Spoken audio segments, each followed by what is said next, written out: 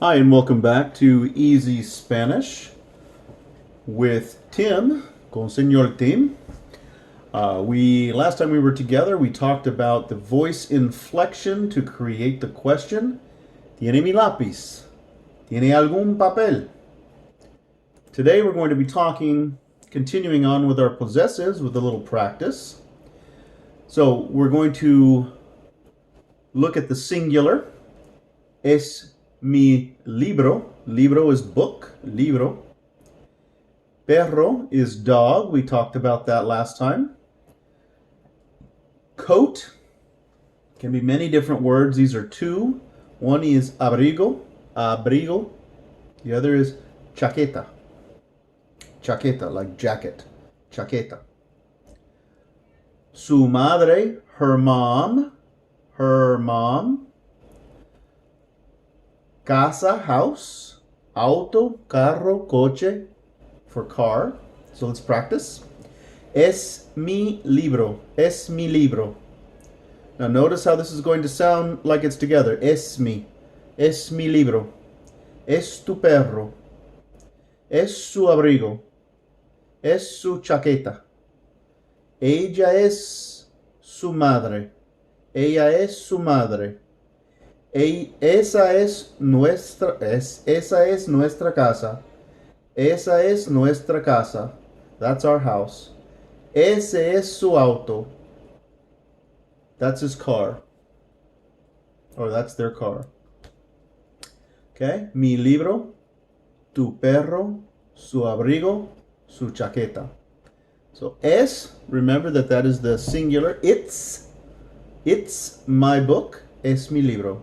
It's your dog. It's your dog. Es tu perro. It's she, ella, she, esa, that, ese, that. Question words. What's, qué es, when's, cuándo es, when is, cuándo es, who is, quién es, quién es, where is, dónde está, which is, cuál es, why is, por qué es, how is, cómo estás, or cómo es, depending on the situation and the question. Like this one here, this is like, how is it possible? ¿Cómo es posible? So this one's using ser. This one's using estar. We normally use something like this when we're asking about a person, their health, how are they doing? ¿Cómo estás? We're using this when it's more permanent or it's something that is a question as to is it possible? ¿Cómo es posible? ¿Cómo es posible? How is it possible? So, ¿qué es? ¿Cuándo es? ¿Quién es? ¿Dónde está? ¿Cuál es? ¿Por qué es? ¿Cómo estás? ¿Cómo es? Okay. Let's practice a little bit. Using some question words. Where is the bathroom? ¿Dónde está el baño? ¿Dónde está? Where is? ¿Dónde está el baño? And remember that the ñ has a ñ, like onion, baño. ¿Cómo está el café? How's the coffee? ¿Cómo está el café? How's the coffee? We're going to expand on this just a little bit more. Here I put a new verb. This verb is necesitar. It means to need. It's necessary. Necesitar. Okay? To need or it's necessary. Es necesario. Okay, so I put them both together here. Remember that we do not really need most of these pronouns most of the time. So, I need, necesito. Yo is not really important. Okay? So let's take a look at these verbs. Please repeat with me. Yo necesito or necesito. Necesitas. Necesita. Necesitamos. Necesitan. Necesitan. One more time. Necesito. Necesito. Necesitas. Necesitas. Necesita. Necesita. Necesita. Necesitamos. Necesitamos. Necesitamos. Now, one thing when you're learning a language, sometimes it's better for some people to read the word this way, from left to right, and sometimes it's easier to learn it backwards. So, sometimes it's easier to do mos, tamos, citamos, cecitamos, necesitamos. So it depends on your style. Many people like to do left to right, but sometimes reading right to left and breaking it down is even easier for some people. When I teach English to some of my students, when we say the word refrigerator, I always teach that backwards because it's such a long word like necesitamos. So don't be afraid to try it out backwards and break it down and go backwards and then go back and read it. Necesitan. Necesitan. All right, let's take a look at the question. ¿Cómo está el café? How's the coffee? Now notice in English, sometimes in English, we don't use the. Like if I was to say, I'm going to school, we don't use the. But in Spanish, voy a la escuela, you're going to use the. So you have to be aware of it. Sometimes in English, we cut things and we don't use it the same way in Spanish. So, to respond to the question, ¿Cómo está el café? How's the coffee? You can say, it's hot. Está caliente. It's hot. Caliente. Caliente. Hot. Okay? Now, this is talking about objects. Objects. You cannot say estoy caliente. I'm hot. It has a completely different meaning in Spanish than it does in English. Okay? You're going to use a different verb to describe yourself being hot. Okay? So, está caliente is going to talk about an object, whether it's the stove, coffee, the pavement outside. It's hot. Same thing with cold. Está frío. It's cold. We're talking about objects, not people, using this verb.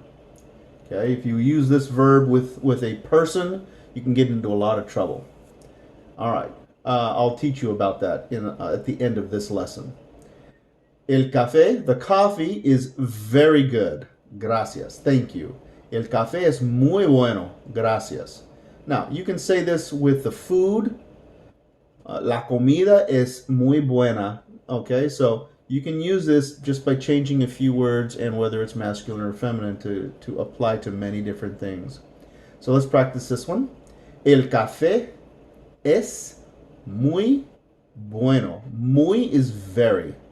Muy bueno. Gracias. Very good. And since it's el café, masculine, bueno is masculine also. Now, the follow-up question after someone would ask you how the coffee is does it need milk or sugar? Does it need milk or sugar? So, necesita, meaning the object. Leche, milk. Leche. O, that's or. Now the Z is going to sound like an S. Azúcar. Azúcar. Now notice the U has the accent. So it's going to be azúcar. Azúcar. ¿Necesita leche o azúcar? ¿Necesita leche o azúcar? Necesita un poco de leche. It needs a little milk or some milk. Poco de is a little or some. Necesita un poco de azúcar. It needs some milk. Poco de is little bit, right? Or some. And then if you're going to be a little bit more specific, people like their coffee in specific ways with a specific amount of milk or a specific amount of sugar. You can always say, I need, notice how we changed to necesito. I need 3 azúcares. 3 sugars, please. 3 azúcares, because it's plural, por favor. One more time. Necesito 3 azúcares, por favor. So, cares, sucares, azúcares.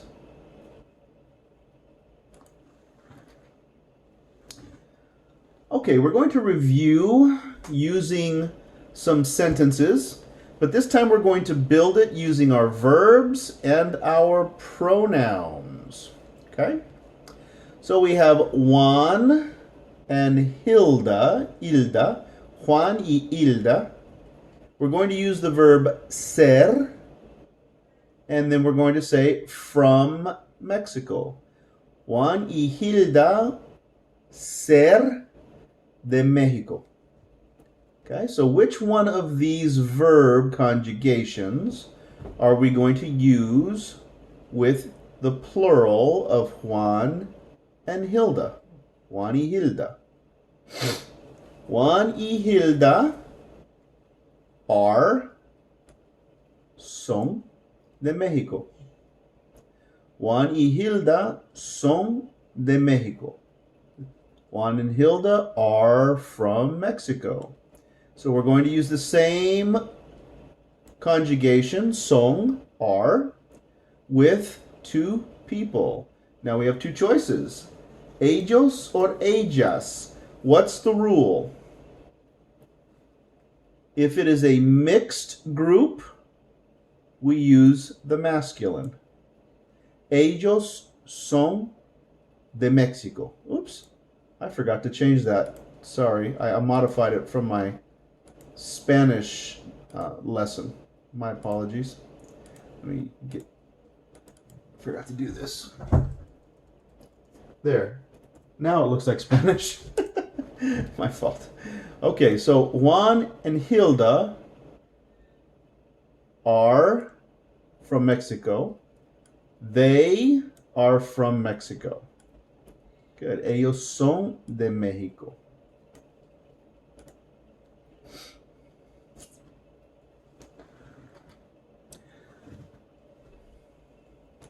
Okay, we have time for one more. Señor Garcia, Mr. Garcia, and you, ser, and then buenos maestros or profesores, good teachers.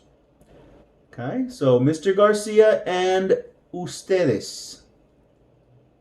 It's a group, plural, are, you. You are good teachers. Same verb. This time it's you plural form. Ustedes. Ustedes son buenos maestros. Ustedes son buenos maestros. Okay, we're going to stop here. Thank you for joining me today. I appreciate you coming and studying with me. And remember, we'll see you next time. Practice, practice, practice.